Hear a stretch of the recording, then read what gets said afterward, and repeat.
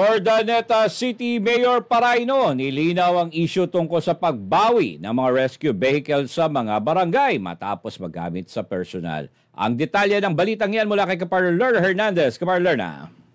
Yes, kapatner, nilinaw ni Ordaneta City Mayor Julio Rami Paraino sa panayam ng SMNI North Luzon at Lizardis 981 Sunshine Radio News Team na walang bahid politika ang isyu tungkol sa pagbawi ng mga service at rescue vehicle sa mga barangay. Ito, anya, ay matapos magamit ang mga ito sa personal use at hindi bilang rescue vehicle. Sunshine News Blast! Maaring kung ano man ang sabihin ko ay maaring magkakaroon ng kulay ito. Pero sa aking pananaw, marami nang natatanggap ang aking opisina sa reklamo na kung saan ginagamit ang mga sasakyan na yan. At talaga namang nagutos ako ng mga kasama o empleyado o kawani ng syudad na tignan manmanan kung saan ginagamit ang mga sasakyan na ito. At nagkatotoo nga na ang ilan sa kanila ay talaga namang hindi ginagamit pang rescue sa barangay, ginagamit pang personal. At yun ang naging daan para hingin ko ang pahintulot ng Sangguniang Panlungsod na bawiin ang mga sasakyan na yan dahil ito po'y deed of donation ang dokumentong ginamit. Ibig sabihin, kailangan na gampanan kung ano ang nakasaad sa donasyon sa dokumento at anumang pagkakaiba ng pananaw sa paggamit niyan ay basihan para i-revoke ang sabing donasyon. Pero sa isang banda, nakakalungkot dahil yung mga unang nakuha nating mga sasakyan, ang ilan sa kanila ay punit-punit ang gulong, yung iba ay bumagsak ang step board, yung iba ang daming bangga, at lahat yan ay pinapaayos natin ngayon. At may mga ilan naman na hinayaan natin. Sabi ko nga, baka magkaroon ng kulay ang tanong na yan. Pero may mga hindi naman tayong kasama na iniwan talaga at ginagamit sa barangay, hindi ko kinuha. Una nang sinabi ng alkalde na dapat tama at legal ang paraan ng kanyang panungkulan kahit may matatamaan. Magugunit ang nabigyan ng mga barangay ng Ordaneta ng rescue vehicle sa pamagitan ng isang deed of donation at ito ay kinatigan ng kaukulang resolusyon. Ito ay nagagamit bilang katulong sa barangay sa anumang emergency at magiging katuwang sa serbisyo sa barangay.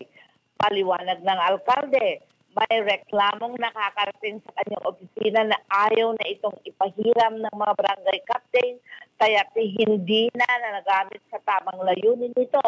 Dahilan kung bakit ito ay kanyang binawi sa pamagitan ng pagsulat sa Sangguniang Panlungsod at naglabasang deed of revocation para mabawi ang mga nasabing sasakyan at tuluyan ng maingatan.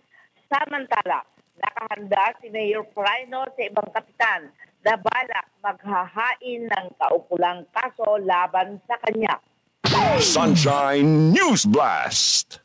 Lahat ng barangay, may 34 tayong barangay na nabigyan at lahat nabigyan at 13 rito ay pinapabawi ko at may 5 na tayong nakuha at inaasahan ko na susunod ang 8. Pero kung hindi man nila i-surrender ang mga ito, ay siguro right din nila na huwag isauli ito sa kanilang paniniwala na hindi sang-ayon o naayon ang aking pamamaraan. Nauna nang inihayag ni Mayor na nagpaikot siya ng mga empleyado para tignan kung totoo ang nakarating na balita sa kanyang opisina bago niya ito tuluyang binabawi. Nakita nila na ang barangay Labis West at barangay Bulawen ay talagang ginagamit sa kanilang barangay. Ang mga kapitan ng mga naturang nabanggit na barangay ay hindi sumuporta sa kanyang kandidatura noong nakaraang eleksyon ng Liga ng mga Barangay, ngunit hindi ito binawi ng alkalde. Ang lahat ng mga sasakyan na babalik sa syudad ay mapupunta sa City Hall para direkta kababatang mahiram na o magamit na ang mga taga-ordanetang nangangailangan at tuluyang mapaayos ay na rin umaasa si Mayor Paraino sa mga maiwang sasakyan sa mga ibang barangay ay hindi gamitin sa huweteng o gamitin para sa pagprotekta ng mga sangkot sa droga o ang mga kapwa barangay opisyal na gumagamit sa ipinagbabawal na droga o gamitin para kumulekta ng tong sa mga terminal ng tricycle, jeep at bus. Para sa Diyos at Pilipinas kong mahal, Learner Nander, kapartner mo sa balita at serbisyo.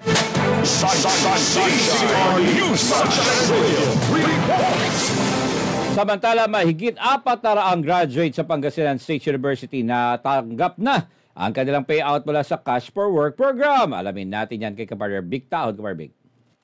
Yes, magandang umaga sa lahat ng mga nakikinig. Natanggap na ng mahigit 400 graduates ng Pangasinan State University sa school year 2021 to 2022 at 2022 to 2023 ang kanilang payout. Sa ilalim ito ng Kapit-Bisig Laban sa Kahirapan, Comprehensive and Integrated Delivery of Social Services Kapangyarihan at Kaunlaran sa Barangay Cash for Work for State Universities and Colleges o kalahi CIDSS KKDCFW for SUCs sa Convention Hall sa PSU Lingayen Campus. Ang KKBCFW para sa mga state university ay may layuning magbigay ng temporary source of income sa mga graduate na naghahanap pa ng trabaho. Sa loob ito ng 90 araw, ang mga benepisyaryong ito ay na-deploy sa national government agencies at local government units na may sahod na 400 pesos araw-araw. Para sa Diyos at sa Pilipinas kong mahal, bitahod ka partner mo sa balita at serbisyo. Goodbye basura, proper waste management project sa lungsod na Dagupan. Opisyal na ang inulunsad ni Mayor Belen Fernandez. Ang detalye ng balitang yan mula kay Kapartner Ilet Bor Brigada. Kapartner Ilet. Opisyal nang inilunsad ng siyudad ng lungsod ng Dagupan sa pamumuno ni Mayor Belen Fernandez ang Goodbye Basura Proper Waste Management Project. Aminado ang mayura na hindi madali ang kampanyang ito, ngunit sa kabila nito nais niyang gawin para sa kagaganda ng lungsod. Sunshine News Blast. Yung Goodbye Basura.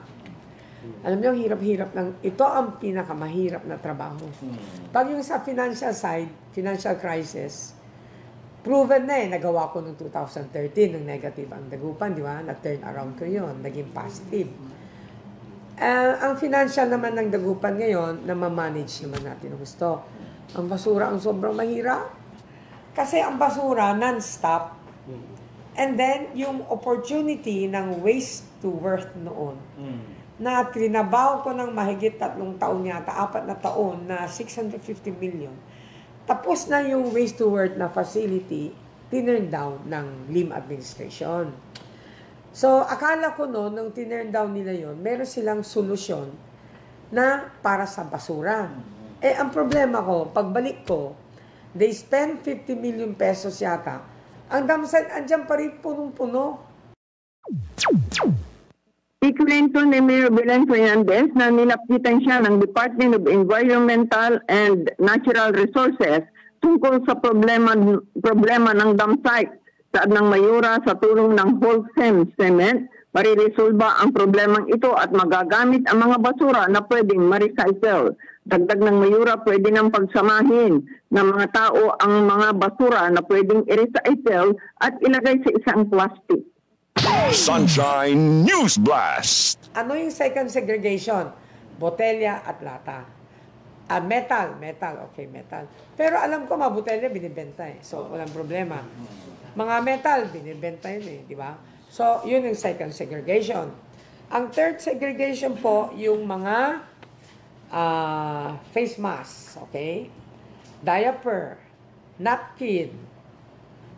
Bawal po yun. Dapat ihiwalay nyo po yun. Tingnan ko nga dito. Kasi bibigyan mo namin kayo ng flyer na gano'n para ma-identify nyo. May guide na sila. Oo, may guide na kayo. Okay. So, yan po. So, 3 segregation ito. Very simple. Ang hazardous waste naman, bihira naman sa household. Sa hospital naman, meron silang third party na nagpipick up ng hazardous waste. Okay. tingnan niyo po dito, anong plano natin? Bakit ko linagay dito? Para maintindihan ng tao kasi yung iba naman hindi nakakapunta ng dam site. Ito yung dam site natin. 60 years old. Grabe, 60 years old. Ayon pa sa alkalde, target niya ngayon na tuluyan ng masolusyonan ang problema sa dam site. Para sa Diyos at Pilipinas kong mahal, kapartner Ilet Moore Briguera, kapartner mo sa balita at serbisyo. Samantala, coordination meeting isinagawa ng DOH Center for Health Development 1 kasama ang mga stakeholder para sa biyaheng kalusugan 2024. Ang detalye ng balitang yan mula kay Kapartner Sheila. Balo, Kapartner Sheila. Nagsagawa ang Department of Health Ilocos Region na pinangunahan ng Health Promotion Unit ng coordination meeting kasama ng iba't ibang stakeholders ng government agencies. Ito ay para representa ang mga plano at aktibidad para sa biyaheng kalusugan Road Safety Month 2024, a major health event for the province of La Union to be held on May 23 to 24, 2024. Kasama rito mga representative mula sa LTO, DPWH, ICRMC, PHO and PDRMO La Union, PNP Regional 1, PNP Regional Office 1, PNP La Union, PIE La Union, PDOHO La Union, DOH Region 1 HEMS, San Juan LGU at mga miyembro ng Cyclist at Bikers Association ng La Union. Ang biyaheng kalusugan ay nagdalayon, madagdagan ng awareness sa mga motorista, commuters at pedestrian o sa road safety sa isang shared responsibility at road accidents at pwedeng maiwasan at ang masasawi sa kalsada sa pamamagitan ng isang collaborative effort ng lahat ng mga concerned. Para sa Diyos sa Pilipinas kong mahal, Sheila Balo, kapartner mo sa Balikat Television. At sa iba pang mga balita, Crime Prevention and Awareness Symposium sinagawa ng PNP sa Mapandan National High School. Ang detalye mula kay Kapartner Bien Bergabinya. Kapartner Bien. Yes, good morning kapartner. Naging matagumpay ang aktibidad sa Mapandan National High School sa pagsasagawa ng isang makabuluhang pagsitipon para sa Crime Prevention and Awareness Symposium. Ito ay sa panguna ng Mapandan PNP na pinapangunahan ni Police Captain Rodelio Kiban kasama ang butihing punong guro na si Dr. Sahid S. Elia. Nagkaroon ng malawakang kaalaman at pag-unawa ang mga mag-aaral mula grade 11 hanggang grade 12. Binigyang diin din Mayor Car Christian Vega ang kahalagahan ng pakikisa sa pagsugpo ng kriminalidad sa bayan. Nagbahagi rin ng kanyang karanasan at kaalaman sa Tony Philip Raymond Rivera sa Provincial Office ng Napolcom Pangasinan bilang guest lecturer.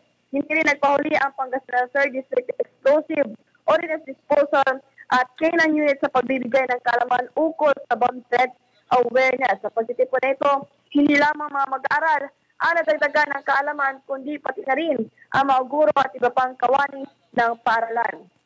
Patuloy itong gagawin ng PNP ang pagpapalaganap ng kabalayan ukol sa tamang pagsawata sa mga gumagawa ng labag sa batas na nagiging banta sa kaligtasan sa buhay at pag-ari ng mga tao. Para sa Diyos sa Pilipinas kong mahal, si Vivian Bergabinya, kapartner mo sa balita at serbisyo.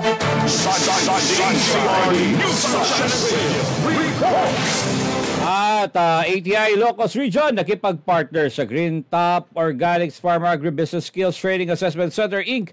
para sa 3 batch ng pagsasanay. Ang detalye niyan mula kay Kapartner Lerna Hernandez. Partner. Nakipag-partner ang Agriculture Training Institute Ilocos Region sa Green Top Organics Farm Agribusiness Skills Training and Assessment Center Inc. para sa 3 batch ng skills training para sa BIO-CHAR, Fortified Biofertilizer at Mokusako Vinegar sa Gofatak Inc. Farm, Barangay Lipit, Tumeng, San Fabian, Pangasinan.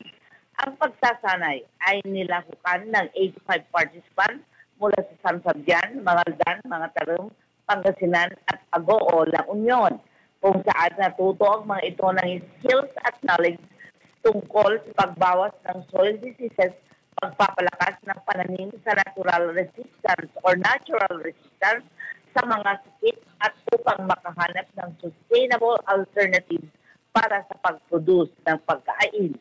Tinuruan din ang mga kalahok upang maunawaan at ma-introduce ang production ng wood vinegar bilang kapalit sa chemical pesticide biochar para sa soil fertility at ma-fortify ang biofertilizer bilang substitute sa synthetic fertilizers. Para sa Diyos at Pilipinas kong mahal, Ron Hernandez, kapartner mo sa balita at service. Samantala, National Irrigation Administration Region 1 sumali sa EPAP Trade Fair para mabenta ang ibang produce ng mga Irrigators Association. Ang detalye ng balitang yan mula kay Kapar Big. Tahod, Kapar Big. Nakilahok ang National Irrigation Administration Region 1 sa EPAP Trade Fair para maibenta ang iba't ibang produce ng Irrigators Association.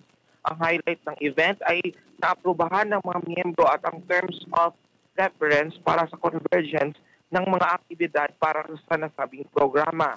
Ang layunin ay upang ma-mitigate ang kahirapan at mabawasan ang kagutuman sa mga urban community kung saan kalimitan na nakatira rito ang mga miyembro ng Irrigators Associations. Nagpapasalamat si Freddy Pinolyar sa National Irrigation Administration sa magandang resulta ng nasabing event. Para sa Diyos at sa Pilipinas kung mahal, Dictahod, kapartner mo sa balita at serbisyo. At para sa huling detalye ng ating balitang regional, balat ng ahas na may 25 feet ang haba. Natagpuan sa Barangay Bued, Calasiao, Pangasinan. Mga residente, pinag-iingat. Ang detaling yan mula kay Kapar Sheila. Balo, Kapar Sheila. Patuloy na iniimbestigahan ng otoridad ang nakitang balat ng ahas mula sa Barangay Bued, Calasiao, Pangasinan nitong Webes. Nagdulot na ng takot sa mga residente. Ang inihingan ng balat ng 30 taon na reticulated python na may tinatayang na habang nasa 16 hanggang 25 feet. Pinagbabawal ng mga otoridad ang pagpunta sa lugar at bahagi ng barangay na masukal dahil posibleng pinamumugaran din ito ng ibang uri ng ahas. Tinayuhan ng otoridad ang publiko na ipagbigay alam agad ang sa kinaukulan sakaling may mangyaring kaparehong insidente sa lugar. Para sa Diyos, sa Pilipinas kung mahal, sinabalo ko partner mo sa balita at service.